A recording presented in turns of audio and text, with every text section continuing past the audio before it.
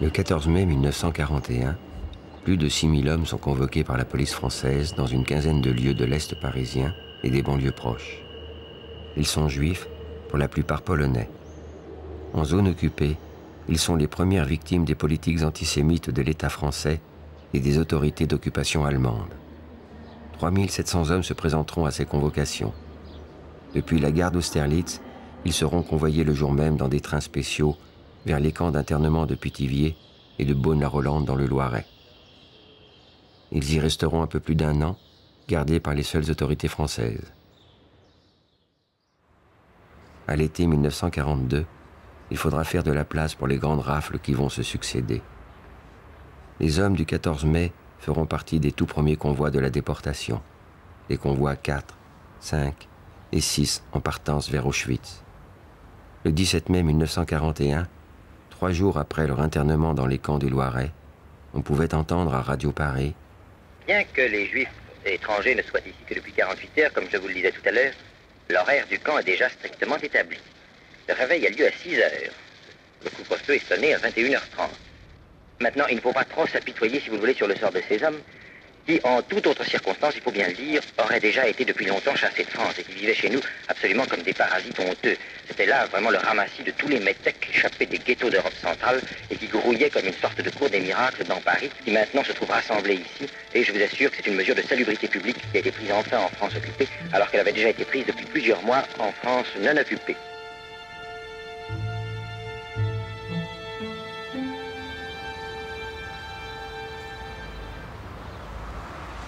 Pourquoi ici? Pourquoi des camps à Pithiviers, à Beaune-la-Rolande, qui n'ont jamais rien demandé, hein?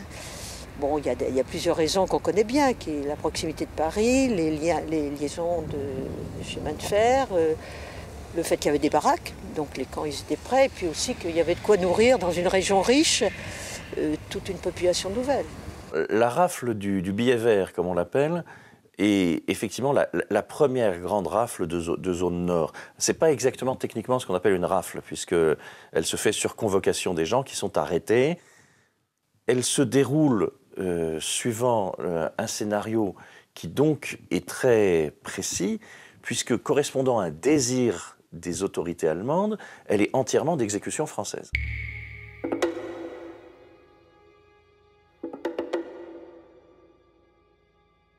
J'habitais 100 rue du Temple. J'avais une femme avec des enfants. Et puis, quand j'ai reçu la convocation pour se présenter chez le commissaire pour vérification de cette famille, je ne savais pas du tout ce que ça m'attend.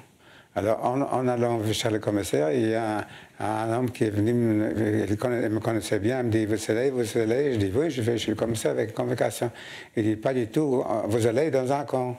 Je dis: dans un camp. Ça va pas, non, dans un camp, juste pour vérification de carte d'identité. Il dit: je vous dis que vous êtes dans un camp. Enfin, il avait raison, normalement. Alors, quand je suis arrivé chez le commissaire, il m'a demandé la carte d'identité, il m'a enlevé la carte d'identité, et puis il me l'a mis aux arrêts. C'est un agent de police qui est venu apporter un billet vert, m'invitant à me présenter au commissariat de police à la mairie du 4e. Quand il est reparti, j'ai expliqué à ma mère que ça ne devait pas être quelque chose de drôle.